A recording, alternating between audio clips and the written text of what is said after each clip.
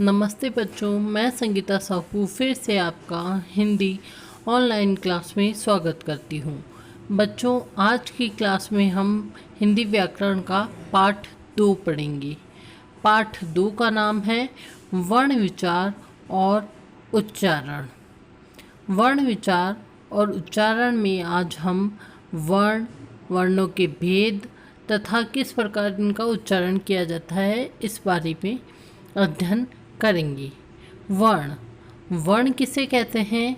वर्ण भाषा की सबसे छोटी इकाई जिसके और अधिक टुकड़े न किए जा सके उसे वर्ण कहते हैं। जैसे क, ख, ग आदि। वर्ण भाषा की सबसे छोटी इकाई होती है और इसके अधिक टुकड़े नहीं किए जा सकते। वर्णों के सार्थक मेल से शब्द बनते हैं और शब्दों के अर्थपूर्ण मेल से वाक्य बनते हैं। हर भाषा की अपनी वर्णमाला होती है। वर्णमाला किसे कहते हैं? वर्णों के व्यवस्थित समूह को वर्णमाला कहते हैं। जब वर्णों को क्रमबद्ध रूप में लिखा जाता है तो वह वर्णमाला कहलाती है। हिंदी वर्णमाला को 2 भागों में बांटा गया है। वर्णों के 2 रूप हैं या 2 भेद हैं, स्वर और व्यंजन। स्वर, पहले हम स्वरों का अध्ययन करते हैं, उसके बाद व्यंजन का अध्ययन करेंगे। स्वर किसे कहा जाता है? जिन वर्णों के उच्चारण के समय मुख से बिना किसी रुकावट के हवा निकलती है स्वर कहलाते हैं। इनके उच्चारण में किसी अन्य वर्ण की सहायता नहीं ली जा सकती, जैसे ए, आ, ई, उ आदि। स्वर 3 प्रकार के होते हैं, ह्रस्व स्वर, दीर्घ स्वर और प्लुत स्वर। ह्रस्व स्वर, जिन स्वरों के उच्चारण में कम समय लगता है उन्हें ह्रस्व स्वर कहते हैं, जैसे ए, ई, उ, री आदि। दीर्घ स्वर, जिन स्वरों के उच्चारण में ह्रस्व स्वर से 2 गुना समय लगता है उन्हें दीर्घ स्वर कहते हैं, जैसे आ, ई, उ, ए, ऐ, ओ, औ आदि। प्लुत स्वर, इस स्वर के उच्चारण में दीर्घ स्वर से भी अधिक समय लगता है। यह केवल एक है, इसका चिन्ह एस के समान होता है। इसका प्रयोग इस प्रकार करते हैं, जैसे ओम, राम। इस तरीके से हम प्लुत स्वर का प्रयोग करते हैं। अयोग वह अनुस्वार और विसर्ग को कहते हैं, क्योंकि यह न तो स्वर के अंतर्गत आते हैं और न ही व्यंजन के अंतर्गत आते हैं, लेकिन यह स्वर के अंत में अवश्य होते हैं, जैसे अंग और अह। यह अयोगवाह कहलाते हैं। अंग को हम अनुस्वार और अह को हम विसर्ग कहते हैं। अनुस्वार के उच्चारण में अंग की ध्वनि मुख से निकलती है। हिंदी में लिखते समय इसका प्रयोग शिरोरेखा के ऊपर बिंदु लगाकर किया जाता है। इसका प्रयोग ए जैसे किसी स्वर की सहायता से ही संभव हो सकता है, जैसे संभव, रंग, ढंग, पंख आदि। यह अनुस्वार के रूप में शिरोरेखा के ऊपर लगाया जाता है। जो लाइन हम किसी शब्द को लिखने के बाद ऊपर बनाते हैं उसी लाइन के ऊपर इसका प्रयोग किया जाता है।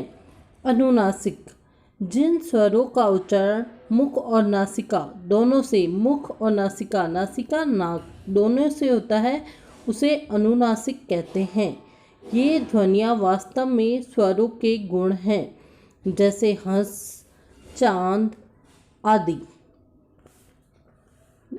यदि शिरोरेखा के पर अन्य कोई मात्रा हो तो इसकी मात्रा अनुस्वार के रूप में होती है।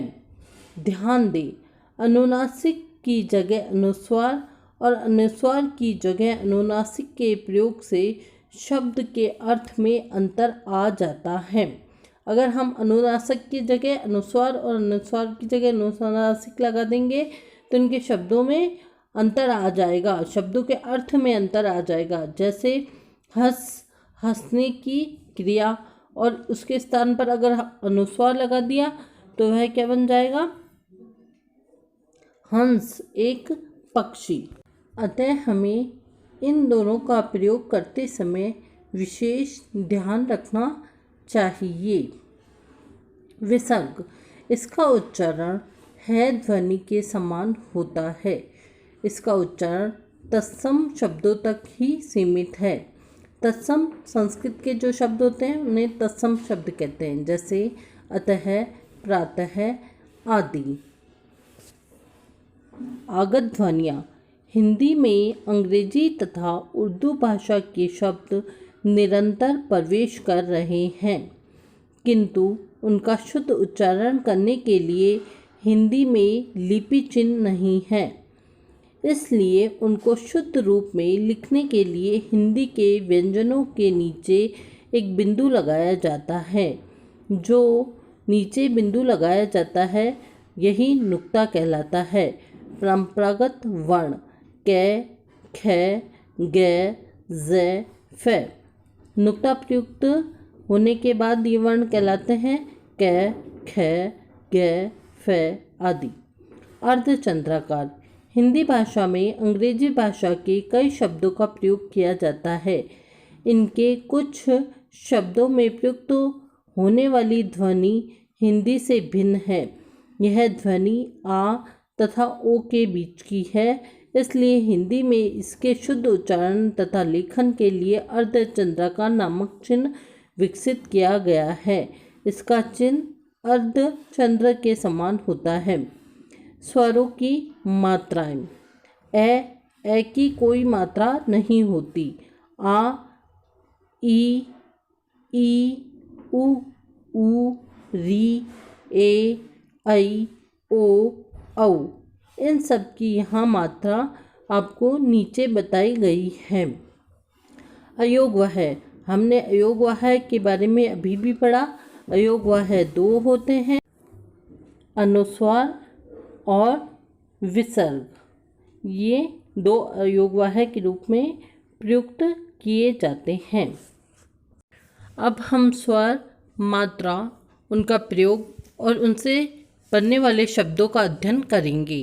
ए की कोई मात्रा नहीं होती। कै प्लस ए, कै। कमल, कर। आ, कै प्लस आ, का, काला। ई, कै प्लस ई, की, किताब। ई, कै प्लस ई, की, कील। उ, कै प्लस उ, कु, कुदाल। ऊ, कै प्लस ऊ, कू, कूप। री, कै प्लस री, क्री, कृष्ण, कृपा। ए, कै प्लस ए, के, केला, केशव। ऐ, कै प्लस ऐ, कै, कैलाश। ओ, कै प्लस ओ, को, कोयल। औ, कै प्लस औ, कौ, कौआ। इस प्रकार हमने इन शब्दों को मात्राओं से जोड़कर पढ़ा। व्यंजन, जिन वर्णों का उच्चारण स्वरों की सहायता से किया जाता है व्यंजन कहलाते हैं। स्वर रहित व्यंजन को दर्शाने के लिए हलंत का प्रयोग किया जाता है। इनकी संख्या 33 होती है। हिंदी भाषा में व्यंजनों की संख्या 33 होती है। व्यंजन के उच्चारण के लिए हमारी जिह्वा, जीभ को, मुख, दांत आदि को कुछ प्रयत्न करना पड़ता है। इस आधार पर इन्हें 3 भागों में बांटा गया है। व्यंजनों को 3 भागों में बांटा गया है। व्यंजन, स्पर्श व्यंजन, अंतस्थ व्यंजन और ऊष्म व्यंजन। हम सबसे पहले स्पर्श व्यंजन का अध्ययन करेंगे। स्पर्श व्यंजन, स्पर्श व्यंजनों की संख्या 25 होती है। इनके वर्ग बने हुए हैं, जैसे कै वर्ग, चै वर्ग, टै वर्ग, तै वर्ग और पै वर्ग। सबसे पहले हम कै वर्ग के बारे में पढ़ते हैं। कै, ख, ग, ज्ञ, ण। चै वर्ग, चै, छ, ज, ज़, ण। टै वर्ग, टै, ठ, ड, ढ, ण। तै वर्ग, तै, थ, द, ध, न। पै वर्ग, पै, फ, ब, भ, म। इन व्यंजनों के नीचे जो तिरछी लाइन लगी हुई है उन्हें हम हलंत कहते हैं। तो इस प्रकार बच्चों स्पर्श व्यंजन कितने हो गए? 25। अब हम व्यंजनों के दूसरे भाग के बारे में अध्ययन करते हैं। दूसरा भाग है अंतस्थ व्यंजन। जिन वर्णों के उच्चारण के समय वायु मुख के किसी भाग को स्पर्श नहीं करती और उसकी गति भीतर की ओर होती है, इन वर्णों की संख्या 4 होती है। अंतस्थ व्यंजन 4 होते हैं, य, र, ल, व। सब पहले हमने स्पर्श व्यंजन पढ़ा, उनकी संख्या कितनी होती है? 25। और अब हम अंतस्थ व्यंजन पढ़ा हमने और इसकी संख्या होती है 4। अगला अपना है ऊष्म व्यंजन। इन वर्णों के उच्चारण के समय वायु की रगड़ से मुख से ऊष्मा निकलती है। जब इनका उच्चारण किया जाता है तो उच्चारण के साथ ही मुख से ऊष्मा निकलती है, गर्म वायु निकलती है, ऊष्म व्यंजन कहलाते हैं और इनकी संख्या भी 4 होती है। श, श, स, है। इस प्रकार हमारे व्यंजनों की कुल मिलाकर संख्या 33 हो गई। अब हम संयुक्त व्यंजन के बारे में अध्ययन करेंगे। वे व्यंजन जो 2 भिन्न वर्णों के मेल से बनते हैं संयुक्त व्यंजन कहलाते हैं। इन वर्णों की संख्या भी 4 है, जैसे क प्लस श अक्षय, श प्लस र श्रय, तै प्लस र त्रय, ज प्लस य ज्ञ। इस प्रकार हमारे संयुक्त व्यंजन कौन कौन से हो गए? अक्षय, श्रय, त्रय, ज्ञ। संयुक्त व्यंजन में पहला व्यंजन स्वर रहित और दूसरा स्वर सहित होता है। इसमें जो पहला व्यंजन होता है, जैसे कै है तो वो स्वर रहित है तथा दूसरे वाले में स्वर लगा हुआ होता है। इस चीज़ का हमें ध्यान रखना है। पहले व्यंजन में कभी भी स्वर नहीं जुड़ा होता है संयुक्त व्यंजन में, और दूसरे व्यंजन में हमेशा स्वर जुड़ा हुआ होता है। ओके स्टूडेंट्स, अब तक हमने स्पर्श व्यंजन, अंतस्थ व्यंजन, ऊष्म व्यंजन और संयुक्त व्यंजन के बारे में पढ़ा। अब हम पढ़ेंगे द्वित्व व्यंजन। द्वित्व व्यंजन किसे कहा जाता है? जब 2 समान व्यंजनों का प्रयोग एक साथ किया जाता है तो उसे द्वित्व व्यंजन कहते हैं। जैसे कच्चा, धक्का, पत्ता आदि।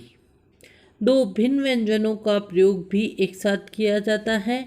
इनमें एक स्वर रहित और एक स्वर सहित होता है, जैसे कष्ट, मोक्ष आदि। अब हम पढ़ते हैं वर्णों का उच्चारण स्थान। मुख के जिस भाग से जो वर्ण बोला जाता है वह उस वर्ण का उच्चारण स्थान कहलाता है। कंठ, कंठ से ए आ कै विसर्ग है बोला जाता है। तालु ई चै वर्ग य और श। मूर्धा री टै वर्ग रै और श। दंत से ली तै वर्ग ल और स। ओष्ठ से ऊ पै वर्ग। नासिका से पंचम वर्ण। कंठ तालु से ए ऐ और कंठोष्ठ से ओ और औ का उच्चारण होता है।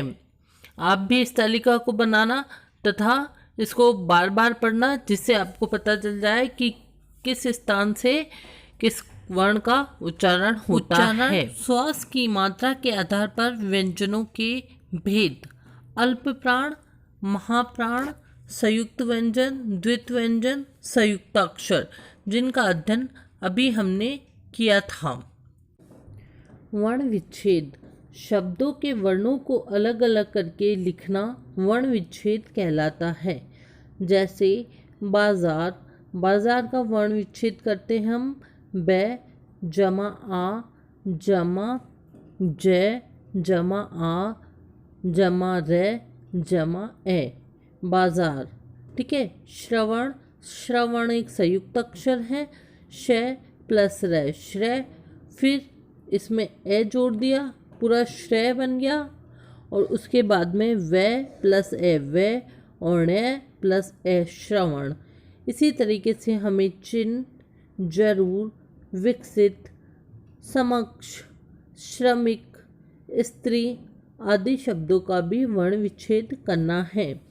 और आपकी बुक में जो पूजा, आलोक, पार्थ, रक्षा, त्रिकोण, विज्ञान, स्तंभ आदि का जो वर्ण विच्छेद बताया गया है, एक बार आप उसे भी जरूर करें।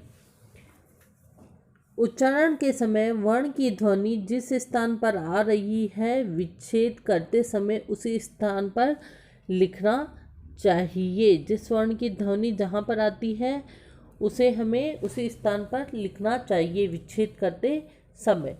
तो बच्चों, इस प्रकार यह हमारा चैप्टर कंप्लीट हुआ। अब हम इसका एक बार दोहरान कर लेते हैं। वर्ण भाषा की सबसे छोटी इकाई है। वर्णों के व्यवस्थित समूह को क्या कहते हैं? वर्णमाला। व्यंजन और स्वर वर्ण के दो भेद हैं। स्वर मुख से उच्चारित स्वतंत्र ध्वनियाँ हैं। स्वर के तीन भेद हैं, ह्रस्व, दीर्घ और प्लुत। व्यंजन के भी तीन भेद हैं, स्पर्श, अंतस्थ, ऊष्म।